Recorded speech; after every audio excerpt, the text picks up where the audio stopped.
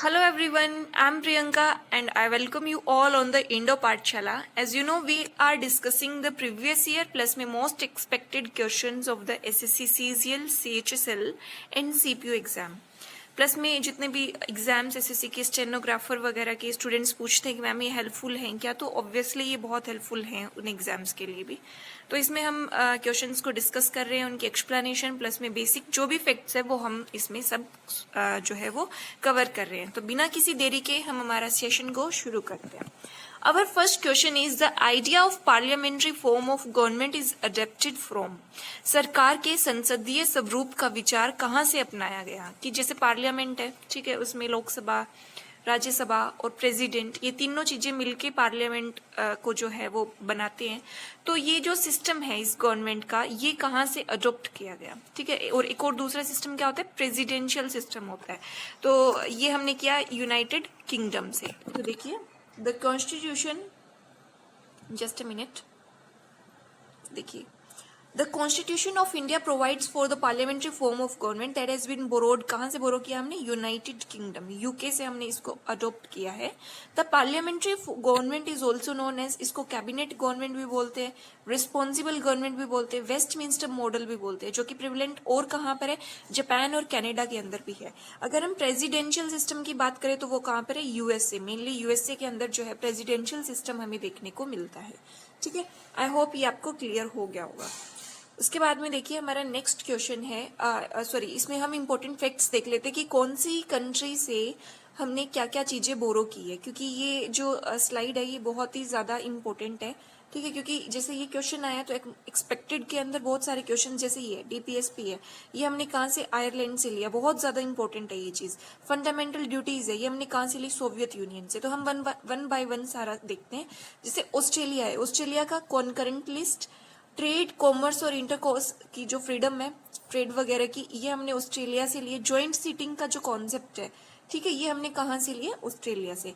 अगर हम कनाडा की बात करें तो कनाडा में हमने federation with a strong centre, ठीक है, federation with a strong centre जो है ये हमने कहाँ से लिया, कनाडा से लिया है, ठीक है। उसके बाद में देखिए wasting of residuary powers in the centre, जो रेसिड्यूरी पावर्स है वो किसके पास है, वो सेंटर के पास में है, ठीक है। और appointment of the state by the centre, ठीक है, स्टेट गवर्नमेंट जो गवर्नर है उसको अपॉइंटमेंट कौन करेगा, उसको अपॉइंट करेगा कौन, सेंटर गवर्नमेंट, सेंट्रल गवर्नमेंट करेगी। और ये किसमें, कनाडा से हमने ये चीज को लिया है। एडवाइजरी जो जुरिस्डिक्शन है सुप्रीम कोर्ट की, ये हमने कनाडा से ली है। अगर हम आयरलैंड की बात करें तो DPSP, nomination of the member to the Rajya Sabha और method of election of the president, ठीक है। तो प्रेसिडेंट का जो इलेक्शन का जो मेथड है वो हमने आयरलैंड से लिया है। अगर हम जापान की बात करें तो प्रोसीजर एस्टेब्लिश्ड बाय लॉ, ये हमने जापान से लिया है। उसके बाद में सोवियत यूनियन, जिसको अभी रशिया बोलते हैं और पहले यूएसएसआर बोलते थे, तो इससे हमने क्या लिया, फंडामेंटल ड्यूटीज और जस्टिस का जो आइडियल्स है, जैसे सोशल, इकोनॉमिक, पॉलिटिकल जो जस्टिस है, ये हमने कहाँ से, प्रियम्बल से लिया है, ठीक है। ये हमारा यहाँ से बेसिक इन्फॉर्मेशन हमारी कंप्लीट होती है। उसके बाद में हमारा नेक्स्ट क्वेश्चन है, which type of institution is the finance commission. Finance commission, वित्त आयोग किस प्रकार की संस्था है। तो ये कॉन्स्टिट्यूशनल इंस्टीट्यूशन है। आर्टिकल 280 के अंदर देखिए, article number 2, finance commission is a constitutional body set up under article number 280 of the Indian constitution. हर 5 साल में इसको क्या किया जाता है, इसको फॉर्म किया जाता है to define the financial relation. अब देखिए काम क्या है फाइनेंस कमीशन का, ये फाइनेंशियल रिलेशंस को डिफाइन करता है, किसका, सेंटर का और स्टेट गवर्नमेंट का, ठीक है। And is responsible for the distribution of net proceeds of the tax between the centre and states to be divided as per their respective contributions to the taxes. अब देखिए for example 100 रुपए आए हैं, ठीक है, तो उसमें से 100 में से कितना पैसा जो है हमें सेंटर के पास में रहेगा और कितना स्टेट के पास में रहेगा, ये डिसाइड कौन करके बताता है, ये फाइनेंस कमीशन डिसाइड करके बताता है। अपनी रिपोर्ट को प्रेसिडेंट को सबमिट करता है, प्रेसिडेंट उस रिपोर्ट को पार्लियामेंट में सबमिट करता है, ठीक है। तो ये हमारा फाइनेंस कमीशन का काम हो गया। अब आपके लिए क्वेश्चन ये है कि जो अभी फाइनेंस कमिश्नर अभी नए अपॉइंट हुए हैं या नए डिसाइड हुए हैं, तो वो कौन है, ठीक है, ये आपको कमेंट सेक्शन में बताना है, ठीक है। ये हमने क्वेश्चन डिस्कस किया भी था पहले। उसके बाद में देखिए, what is the term of office of the chief election commissioner of the India. Bharat की मुख्य चुनाव आयुक्त का कार्यकाल कितना होता है, ठीक है। मुख्य जो चीफ इलेक्शन कमिश्नर है तो उसका रहेगा या तो 6 साल हो या फिर 65 की उम्र हो, जो भी पहले होगा। अब देखिए हम बात करते हैं under the provisions of the chief election commissioner and the other election commissioners, ये एक्ट है 1991 का। The chief election commissioner has a tenure of the 6 year, या तो वो 6 साल अपनी मतलब जॉब करेगा, ऑफिस में रहेगा 6 साल तक, या फिर क्या होगा, या फिर वो मतलब 65 ईयर्स उसकी एज जो हो जाएगी, जो भी काम पहले होगा वो उस हिसाब से उसका रहेगा, ठीक है। चीफ इलेक्शन कमिश्नर जो है सारा काम अपना इलेक्शन कमीशन का जितना भी इलेक्शन से रिलेटेड काम है वो देखते हैं। इलेक्शन कौन से किस में देखते हैं, ये हमारा पार्लियामेंट के इलेक्शंस हो गए, ठीक है, लोकसभा, राज्यसभा, और स्टेट लेजिस्लेचर का भी जो इलेक्शन है वो कौन देखता है, इलेक्शन कमीशन देखता है।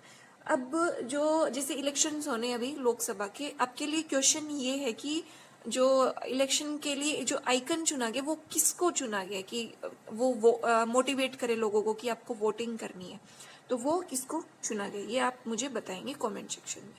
Our next question is which of the following events occurred first during the Indian National Movement? निम्नलिखित में से कौन सी घटना भारतीय राष्ट्रीय आंदोलन के दौरान सबसे पहले घटित हुई? क्या साइमन कमीशन आया, या पार्टीशन ऑफ बंगाल आया, या खेड़ा सत्याग्रह हुआ, या फिर दांडी मार्च? ये आपको सोचना है। तो ये इसमें रहेगा पार्टीशन ऑफ बंगाल। अगर हम इन सब की बात करें तो पार्टीशन ऑफ बंगाल को अनाउंस कर दिया गया था कब, 19 जुलाई 1905 को, लेकिन इफेक्ट में कब आया, 16 अक्टूबर 1905 में इसको इफेक्ट में लाया गया। लॉर्ड कर्जन कौन थे उस टाइम पे, हमारे ये थे वाइसरॉय। उसके बाद में खेड़ा सत्याग्रह होता है। खेड़ा सत्याग्रह 1918 में, 11 मार्च 1918 खेड़ा सत्याग्रह गुजरात में। साइमन कमीशन आता है, बॉम्बे में आता है। इसी टाइम पे जो है वो लाला लाजपत राय जी की डेथ हो जाती है, और 3 फरवरी 1928, ठीक है, ये हमारा रहेगा साइमन कमीशन 1928 में। दांडी मार्च की बात करें तो दांडी मार्च गांधी जी ने इसको लेड किया, और 1930 के मार्च अप्रैल में इसका क्या हुआ, ये स्टार्ट हुई थी, ठीक है। ये हमारी चारों जितने भी ऑप्शंस हैं हमने सबको देख लिया कि कौन कब हुआ, ठीक है, और किसके टाइम पे हुआ। उसके बाद में देखिए हमारा नेक्स्ट क्वेश्चन है, in which year did the third round table conference take place? तीसरा गोल मेज सम्मेलन किस वर्ष में हुआ? तो ये हुआ 1932 में। The third round table conference held in the London में हुई। 17 नवंबर 1932 में हुई। This was just a nominal, नाम की कॉन्फ्रेंस थी। क्यों? क्योंकि यहाँ पे एक तो कांग्रेस ने मना कर दिया कि हम इसको अटेंड नहीं करेंगे, और ऊपर से ब्रिटेन की जो लेबर पार्टी है उन्होंने भी इसको अटेंड नहीं किया, ठीक है। The conference led to a white paper, ठीक है, एक व्हाइट पेपर में इसमें कॉन्फ्रेंस में एक निकल के आया जो कि आधार बना हमारे सरकार का जो गवर्नमेंट ऑफ इंडिया एक्ट आता है 1935 में, उस एक्ट का ये आधार बनता है। कौन? White paper. और ये कब निकल के आया था? थर्ड राउंड टेबल कॉन्फ्रेंस में ये निकल के आया था, ठीक है। आई होप आपको एक्सप्लेनेशन भी समझ में आ रही होगी, कॉन्सेप्ट क्लैरिटी आ रही होगी। उसके बाद में देखिए फैक्चुअल क्वेश्चन है कि वो among the following was known as the Andhra Kesari? निम्नलिखित में से आंध्र केसरी के नाम से किसे जाना जाता था? ठीक है, तो इट वाज टी प्रकाशम। हम देखते हैं तंगुतुरी जो है, ये साउथ में थोड़े नाम ऐसे हैं, तंगुतुरी प्रकाशम एन इंडियन, ये पॉलिटिशियन थे, प्लस में फ्रीडम फाइटर थे, आंध्र प्रदेश से। Was popular as the Andhra Kesari, lion of the Andhra, ठीक है। He was the first CM of the newly created Andhra state, ठीक है। वो पहला वो कौन थे? पहले सीएम भी बने वो किसके? आंध्र स्टेट के। और आंध्र स्टेट बना कब था? 1953 में अलग से इसको स्टेट बना दिया गया था, लिंग्विस्टिक स्टेट। ये हमने लास्ट सेशन में भी इसकी हिस्ट्री को समझा था, ठीक है। उसके बाद में देखिए हमारा नेक्स्ट क्वेश्चन हम देखते हैं, The Tata Iron and Steel Company (TISCO) was established by the Dorabji Tata in Tata iron and steel company TISCO की स्थापना दोराबजी टाटा ने की थी। कब की थी? ये की थी 1907 में। देखिए, the Tata iron and steel company was founded by the Jamshedji Tata. इसको फाउंड किसने किया? जमशेदजी टाटा। और इस्टेब्लिश दोराबजी टाटा ने किया, जमशेदपुर में किया 1907, 26 अगस्त 1907 में इसको क्या किया? इस्टेब्लिश किया। It began producing steel in 1912। इसने स्टील प्रोड्यूस करना स्टार्ट किया 1912 में as a branch of Jamshedji Tata group, ठीक है। 1912 में इसने काम करना स्टार्ट कर दिया जमशेदजी टाटा ग्रुप के एक ब्रांच के रूप में, ठीक है। आई होप इतना आपको क्लियर हो गया होगा। अब हम हमारे नेक्स्ट क्वेश्चन की तरफ बढ़ते हैं, कुछ इकोनॉमिक्स के क्वेश्चन देखने वाले हैं। और देखिए, situation where the expenditure of the government exceeds is revenue is called. एक ऐसी स्थिति जहां पर सरकार का व्यय उसके राजस्व से अधिक हो जाता है, मतलब खर्चे ज्यादा है और इनकम कम है, तो क्या होगा? सपोज एक अपना मतलब एक थोड़ा सा लॉजिक लगा के देखिए कि सरकार का खर्चा ज्यादा है और उसका रिवेन्यू, उसका पैसा उसके पास में कम आ रहा है, तो क्या कैसी स्थिति है? ये डेफिसिट की स्थिति है। तो देखिए, इसको बजट डेफिसिट बोलेंगे। The budget deficit is a financial situation, ये एक फाइनेंशियल सिचुएशन है where in the expenditures exceeds the revenue. ठीक है, तो इसमें क्या रहेगा कि एक्सपेंडिचर, जो खर्चे हैं हमारे, एक्सपेंडिचर जो है वो ज्यादा हो जाएगा। फॉर एग्जाम्पल 10 का खर्चा हो रहा है, रिवेन्यू हमारा 7 है, तो घाटा कितना लग रहा है हमें? 3 रुपए का घाटा है। ठीक है, वो डेफिसिट है। तो देखिए, it generally relates to the government's expenditure, not the business of the individual और इंडिविजुअल्स स्पेंडिंग। ठीक है, budgetary deficit is usually expressed as a percentage of the GDP. Budgetary deficit को कैसे शो किया जाता है? जीडीपी के परसेंटेज के रूप में, कि जीडीपी के कितना परसेंट जो है वो डेफिसिट चल रहा है, 5%, 7%, 10%, 50%। ठीक है, कि हमारा जितना पैसा आ रहा है जीडीपी का, उसमें कितना उसका डेफिसिट है। ठीक है, तो ये हमारा इसमें रहेगा। उसके बाद में देखिए, market structure which is dominated by only a small number of firms is called. एक बाजार संरचना जिसमें केवल कुछ ही फर्मों का वर्चस्व होता है, इसको क्या कहा जाता है? जैसे देखिए, तो इसको क्या बोला जाएगा? इसको ओलिगोपोली बोला जाएगा। हम ओलिगोपोली को समझते हैं, फिर हम इसके थोड़ा सा बेसिक फैक्ट्स को भी देखेंगे। एन ओलिगोपोली डिस्क्राइब्स, ओलिगोपोली क्या है? डिस्क्राइब करते हैं एक मार्केट स्ट्रक्चर को which is dominated by only small number of firms, जो क्या है कुछ डोमिनेट की जाती है स्मॉल नंबर ऑफ फर्म्स पे। It results in a state of limited competition. इससे क्या होता है कि लिमिटेड कंपटीशन जो है उसमें इसमें क्या रहेगा? कंपटीशन कम रहेगा। The firms can either compete against, या तो वो एक दूसरे के अगेंस्ट में कॉम्पीट कर सकते हैं या फिर कोलैब कर सकते हैं। वो by doing so they can use their collective market power. वो अपनी कलेक्टिव मार्केट पावर को यूज करते हैं ताकि वो ड्राइव अप प्राइसेस और अर्न, ताकि वो अपने प्राइसेस को अपने हिसाब से सेट कर सके और ज्यादा से ज्यादा प्रॉफिट कमा सके।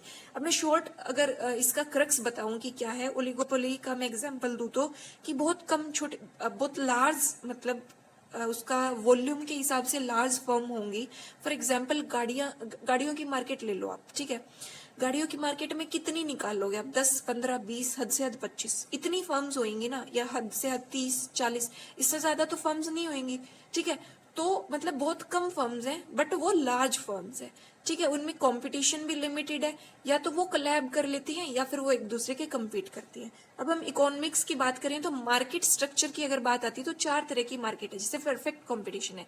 एक हाइपोथेटिकल सिचुएशन होती है कि यहाँ पर सारी ही फर्म्स जो है वो प्राइस टेकर है, सब एक जैसा प्रोडक्ट जो है वो प्रोड्यूस कर रही है। ठीक है, इसमें ऐसा होता है, हाइपोथेटिकल होती है, कभी एग्जिस्ट नहीं करता in real perfect competition. Monopoly आप बहुत अच्छे से समझ सकते हो, जैसे रेलवे हो गया, गवर्नमेंट का क्या है? मोनोपोली है रेलवे में। ठीक है, एक ही फर्म होगी, वही प्रोडक्शन करेगी, वही अपना प्राइस सेट करेगी, जो वो प्राइस मांगेगी वही प्राइस देना पड़ेगा। ओलिगोपोली मैंने आपको बता दिया, कम फर्म्स है, जैसे कि कार की इंडस्ट्री होगी, बहुत एक परफेक्ट एग्जांपल है ओलिगोपोली का। मोनोपोलिस्टिक कंपटीशन की बात करें तो इसमें बहुत सारी फर्म्स होंगी, अलग अलग तरह का प्रोडक्शन वो करती हैं, अलग अलग तरह की डिफरेंशिएटेड प्रोडक्ट को वो प्रोड्यूस करती है। फॉर एग्जाम्पल मोनोपोलिस्टिक कंपटीशन में एग्जाम्पल तो मैं टूथपेस्ट इंडस्ट्री है जैसे, या शॉप इंडस्ट्री, आप देखिए दुनिया भर की साबुनें हैं, दुनिया भर की साबुन।